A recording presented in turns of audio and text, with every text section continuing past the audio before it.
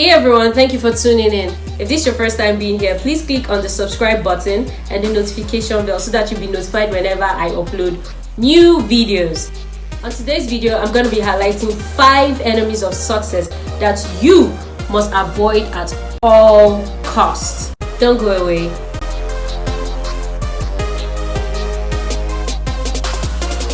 The first point is perfectionism. I am positive that most perfectionists viewing my video, like myself, are going to relate to this point.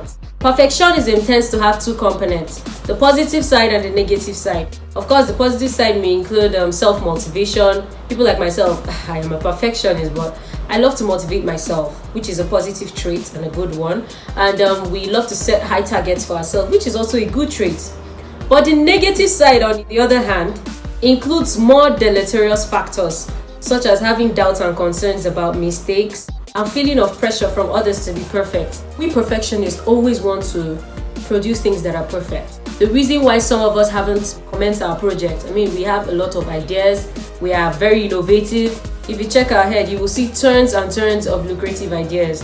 But why haven't we been able to start? Why haven't we been able to push ourselves? Most times, it's because we want it to perfect. We want to start perfectly.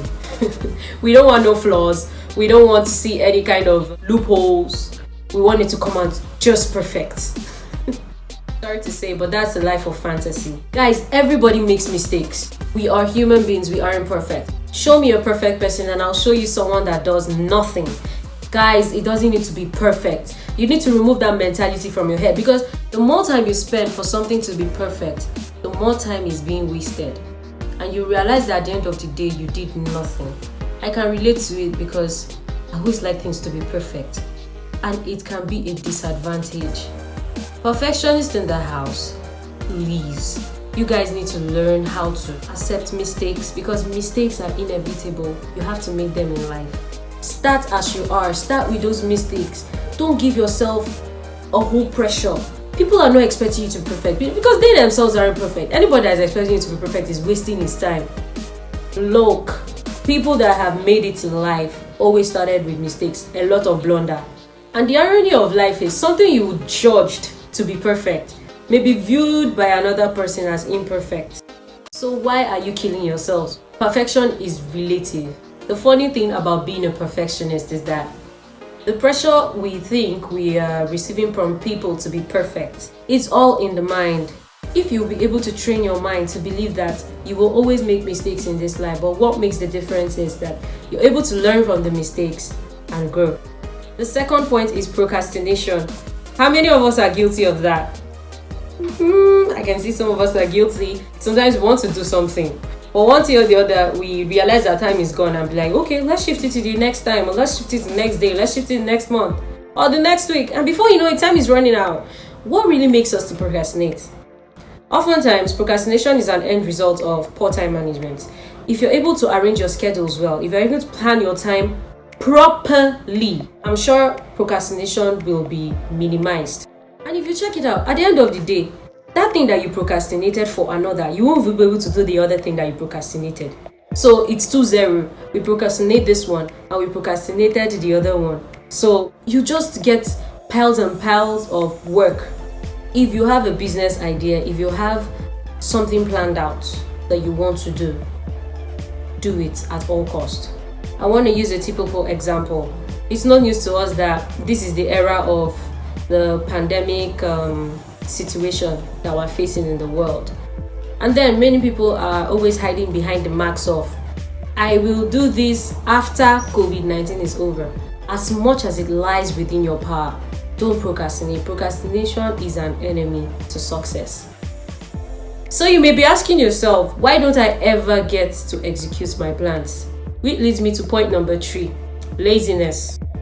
Laziness leads to unproductivity. There's no 2 ways about it. A little sleep, a little slumber, a little folding of hands, and poverty will come on you like a thief, and scarcity like an armed robber. That's a wise proverb, guys. There's so much wisdom in it. You cannot afford to be lazy if you want to be successful. You must push yourself, even when your body is saying otherwise. So how do you know if you're lazy? Let me describe it in a few simple words. How do you live your life? Think about it. Look at what you do. you spend too much time in bed or doing unproductive things, just take a look at what you do in your everyday routine and you know whether you're lazy or not. It's as simple as that. Ainda and Ba just gave us a little tip on how to discover if you are lazy or not. So it's left for you to decide. What do you think about laziness? My personal experience and explanation for laziness is that I would say that it's something that can start from early on in life. And people around you, especially your parents, your family members, they'll make note of this, trying to help you to change. But most people will just be like, nah man, So why did it's you just resist? nonsense. Because the feeling of laziness is just good for some people, but then bad for some other people. Some people, they just like to relax, take it slow. Then other people, they like to move around, walk, talk, do all of that. But then there are those special kinds of people that are somewhere in the middle. They know when to be lazy and when to be hyperactive, yes. So are you saying laziness is a good trait? I'm not saying it's a good trait. Good. But at the same time, I'm not saying that it's a completely bad trait. Really? Yes, really. Because let me give you some info that I learned from my time in school. It's great that you read your books, you study vividly, and you listen attentively. So then for good, it's also good to relax, watch TV, just to cool yourself down. Before I give point number 4, I want to quickly give a rundown of what we've discussed so far.